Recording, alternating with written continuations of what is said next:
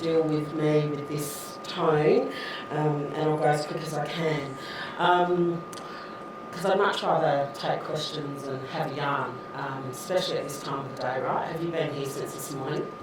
Yeah, I got up at 4 a.m. to get here on time from Adelaide, and I'm sure a number of you are used to travelling far more than that and getting up early like that regularly. It's not my favourite thing to do, particularly when I'm unwell. Being at the AFL, I've been there just over 3 years now. And at the AFL, we love PowerPoint, and there's a lot of impressive decks getting around there. And I'm not keen on them myself, but some of my staff have prepared some, so I'm going to try and use them. Now, before I start, anyone in the room actually like Australian rules football here? Oh, yes, thank goodness. You never know what you're going to get at a national conference. I wanted to start by sort of acknowledging that we're here on the lands of the Ngunnawal and Ngambri people. I've lived in Canberra in the past. I spent a lot of time here as a bit of a lobbyist and an activist. I want to introduce myself. I'm going to introduce myself to you as though you're a room full of blackfellas, and just try and be as authentic to my own voice as possibly can. Hi Robbie, it's nice to see you again, and the dance moves. I was conceived in Melbourne and born in Adelaide. I have a Torres Strait Islander father and a Welsh mother, and when I was born in Adelaide, and when I was 3 weeks old I was adopted into a family with an Aboriginal father and a white mother, so I've had the best of all worlds. I grew up in a family that was very fond of fishing, so I spent a lot of my life growing up on the Yorke Peninsula of South Australia. But Adelaide is very much home, and it's where I still live. I'm the only member of the AFL executive who refuses to live in Melbourne, and I can tell you that the non-Melbourne teams really like that. I'm probably the only Torres Strait Islander in the country that doesn't like eating seafood, because I had so much of it growing up. I was just like, I'm done. So unless my dad caught it and my mum cooked it, I'm not eating it. And they've both passed away, so that gives you, tells you where we're at on that front. So don't try to give me any seafood. I want to talk about why I fell in love with football, I suppose, because clearly I'm not someone who's full of athletic prowess myself. No, I'll get around in Jimmy Choos just because I like them. I know I'll regret it in my future, but I don't care. But when I was growing up, I didn't grow up in a suburb where there are a lot of Aboriginal and Torres Strait Islander people around, certainly not Torres Strait Islander people. And so the only time I ever heard blackfellas cheered for was when they played footy, because we're so good at it. And if you don't think I'm smug about that, you're missing something. So that's where I fell in love with Australian rules football, because it was a place that affirmed first Australians. And as a kid growing up, and as a kid who grew up in a pretty typical suburban household, it was a point of excitement and a point of differentiation in the week. It's something I could enjoy with my dad. I did play a bit of footy as a teenager, but really I just always loved playing it. And it's an example like that. And Betts, are there any Adelaide Crows fans worried about where he's going? Yeah. He has he? Oh, well, good for him. Eddie, celebrating a goal, that's exactly the sort of image that I used to live for as a child, because what it did was reinforce a possibility. It reinforced the idea that anyone can be part of this game. And I guess that's what the conversation about inclusion and diversity is about. A lot of us bang on about how important diversity is, and we all say yes, it is. And you know, we're living in a world that is rapidly changing and really requiring us to work out how to work and live in harmony with each other in a demographic that is changing really rapidly. But it doesn't mean that we're all good at it, and it doesn't even mean that we're all confident having a conversation about it, and that's really where you have to start. So that's why someone put that photo of Eddie in that deck for me. So there's a business case for doing this work. I'm sure as people in the farming industry, you know a lot about the business case and the bottom lines. Well, I had no idea until I went and worked for Gillon McLaughlin just how much of a business case driven machine football was. It's a huge industry. It's a complex industry. And we are an industry that is very broad reaching. So one of our taglines is, we're a game for everyone. And so when Gil approached me about coming to work at the AFL, he said, we're a game for everyone, but there's a whole heap of people that we're not even talking to at the moment. So it wasn't mentioned, I don't think, when you introduced me, Bryce, but I'm the second woman on the AFL executive and the first black fella on the AFL executive appointed in 2016. So, yeah, thanks. But that's really recent. And you would think, with the number of Aboriginal and Torres Strait Islander people who have owned this game for such a long time, that there may have been Indigenous representation in the decision-making and governance levels of the organisation for much longer, and we're only just getting there. We made our first appointment of an Aboriginal Commissioner to the AFL Commission only in March this year. So we're still working on change and making sure that that representation happens. So my job as the General Manager of Inclusion and Social Policy, just so that you don't think that I just roam around talking to people who think the same as me and push them down the throats of the AFL industry, is Aboriginal and Torres Strait Islander people, multiculturalism, gender, sexuality and transgender. So, welcome to footy, Tanya. I'm the one everyone loves to hear from. Everyone knows that if Tanya's ringing, there's not necessarily good news on the end of that call. Because I'm having conversations with people about how we address the things that often get in the way of a really, truly inclusive and equitable system. So I also deal with anything to do with discrimination in relation to abilities, race, and gender, and also transgender, as I said. But being a game that has to be able to engage everyone, one of the things that we do know, and we've achieved this in the last 3 years, that 1 in every 25 Australians is a paid member of a football club.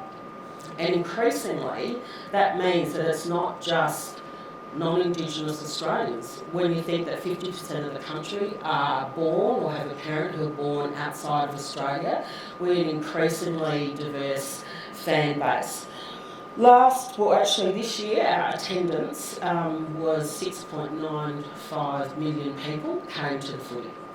And our average broadcast figures are about 4 million per week. So we're doing all right. For a country where everyone's under extraordinary pressure for time, particularly leisure time, which is often what footy is to people, as tribal as it can be and as serious as it can be for people, we're still pulling the numbers in. And we've had an increase of people attending our game every year for the last 3 years, and I'm pretty sure that's not just because I rocked up 3 years ago.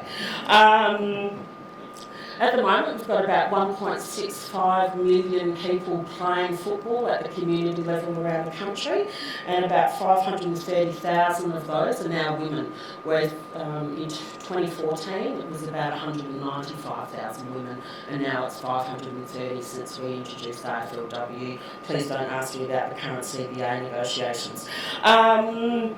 So we're doing well. The more that we reach out and try to engage with people, the more that they're coming and the more they're feeling like they're part of our game. We've got about 700,000 staff around, 700 staff around the country. In 2018, we had 257 different leagues around the country. We've got about 206,000 kids playing Auskick every year, and all of these numbers keep increasing year on year. Now, we don't believe that that's just happening automatically. It's driven by the fact that we're trying to engage with different people with different backgrounds all the time. And one of the things that we do know is a lot of the social glue in communities can occur through a sporting club. They can also be places of great conflict, but mostly, and fortunately for all of us, and many of us would have experienced it, they're a really important place where social cohesion and local community cohesion can be fostered, particularly between people of different backgrounds and for people who might be new to your community. Getting them into sport and playing alongside people and being team members alongside other people and encourage them into your community through sport is a really wonderful and effective way of growing that diversity. But you have to do more than just have different looking people around. And I remember when I first started at the AFL, I got a lot of unsolicited advice about what I needed to do and how I needed to behave and all the rest of it. When I just was able to quickly remind people that if the idea is that you just look different but conform to the behaviours and thought patterns of everyone else, then that's window dressing. It's certainly not diversity. Hands up if anyone in the room has ever felt excluded because of their opinion, ever. Yeah, right? So most of us know what that feels like. And the challenge is not to allow that exclusion to rest, but to find a way to address it and at least allow people to have their say and know that it's going to be met with mutual respect. So the thing to do on top of just having difference in the room is to make sure that you have difference in decision making. When I started, we've got 18 football clubs, AFL clubs at least, and when I started there was only one Aboriginal board member out of 18 clubs. We've now got 5. Now that might not sound like rapid progress in 3 years, but when I started I was told I probably wouldn't be able to make a dent on that number. We've got 5 now, and I'm pretty confident that I've got 2 more clubs in the gun, and they won't be too far away. And Collingwood appointed their first Aboriginal board member last year, so I knew if I could get Collingwood, I could get anybody. And Eddie was so pleased to work with me on it. It really was. So that's one of the main things and main challenges. That idea that you can't be what you can't see. It's so important if you want to sustain the diversity amongst your ranks as you build it, if you really want to sustain it and not just see it move away and then go through another cycle of trying to bring people back in, you really have to think about your decision-making structures and your governance structures. Because if you can't see a pathway and a future in that industry, you're likely just to stop through on your way to somewhere else. So that's really important. Have you got a mechanism to hurry me up? Is that what you're about to do? No? Good. Okay. So we're definitely making progress in terms of that. We have been very successful at sustaining about 9 to 11% Aboriginal Torres Strait Islander players in the men's game and about 6% in the women's so far for a very long time. So that one sort of takes care of itself, as I said, just because so many black fellas are really great at the game, but we could probably do better. And we know that there are industry-based hurdles that make it hard for some people to participate and really get their feet on the ground in our sport. This year we appointed our first ever Indigenous member to the AFL Tribunal. Any Peter Matera fans in the room? Yeah, well, he's the first Indigenous member of the AFL Tribunal, and he started his duties in 2020. So I was extremely proud of that. We also this year on commercial radio, Triple M had their first Indigenous caller, Tanya Armstrong, who used to play for the Sydney Swans, my team, calling a live AFL game. We've had Gilbert McAdam on Channel 7, and he's really popular, and we've had Gavin Wanganeen on Fox. And again, this is about really making sure it's not just about having blackfellas play great footy, take the great marks and kick the great goals. It's about having that representation of participation and giving contributions beyond just playing the game. And that is one of the things that we really have to be serious about if we're serious about really sustaining the change and making sure that we make room for those differences of opinion and those different views that we know will actually enrich us and help us be better problem solvers. We've got a whole range of programs for young people, pathways for Aboriginal and Torres Strait Islander men and women. We've got the Bachelor Hawley programs, which are for multicultural young people and Muslim young people playing our game, again as a form of social cohesion, and that's all going really well. Are there any Tigers fans in the room still smug about your grand final? Any? Yeah, it was pretty. Sorry about the game, but it was a great day, and I was on team Marlon Pickett, his first AFL game against. It was so great. So we do a lot of that sort of program-driven work to introduce people in. That is the easy stuff. It's about really making sure that you look for those future leaders and engaging the potential of people and putting them in positions where they can help. Now this relates to women's participation. We still don't have a senior woman coach in all of football, and that includes in women. So we did in our first season, we had 2 women coaches, but they've left us. So we've got a lot of work still to do when it comes to gender and making sure that we have a range of perspectives. That's a photo of Dreamtime at the G, one of our most popular games of the year, which is always between Melbourne and Essendon, and was the brainchild of Kevin Sheedy. This is just a photo in the community of different kids playing together, playing sport. One of the biggest challenges for us, obviously, in our changing world is dealing with transgender. So last year we introduced our first gender diversity policy for a contact sport in the world. So lucky Tanya, we always get to go first at the AFL, it seems. And we're getting very close to releasing our policy for community football as well. People who are non-binary, that are people who don't identify with either gender, or people who have changed their gender identity, we're not allowed to discriminate against those people. In sport there's a loophole in relation to the concept of unfair competitive advantage, but you've got to come up with an appropriate test for measuring that, and we do that through testosterone levels, strength, speed and stamina. But that has been a really interesting journey, and the only way we've been able to do that is through that concept of nothing about us without us. So engaging with people in the gender diverse community. It was an interesting day in AFL House, and I had a whole heap of gender diverse people rock up for a day-long consultation and talk them through Marvel Stadium. I don't think that had happened before. So it's been a really positive engagement, positive series of conversations. One of the things that I did do when I started at the AFL, because not only were people incredibly obsessed with PowerPoint, but it's an industry that is very much data driven, and everyone was talking about numbers at the time, and if you want to lay a stereotype on me, you can. I'm a black fellow who's not that interested in numbers, and I realised that unless I could find some metrics to help explain the social impact of the work that we did. We knew instinctively that we were doing good work at the community level. We knew that we were enriching people's lives, but we've never bothered to measure what that was.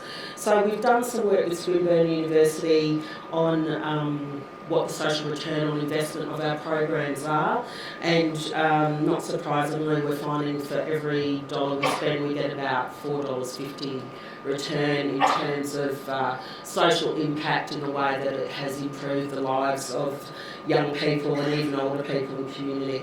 The government's national sports strategy at the moment is saying that they're getting a $7 return on investment.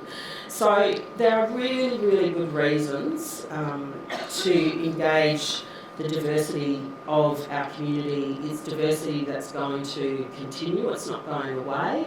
And I have to say that it's one of the greatest privileges to work in a sporting code that I may not be able to play, but I desperately love. I love the celebration that comes through it.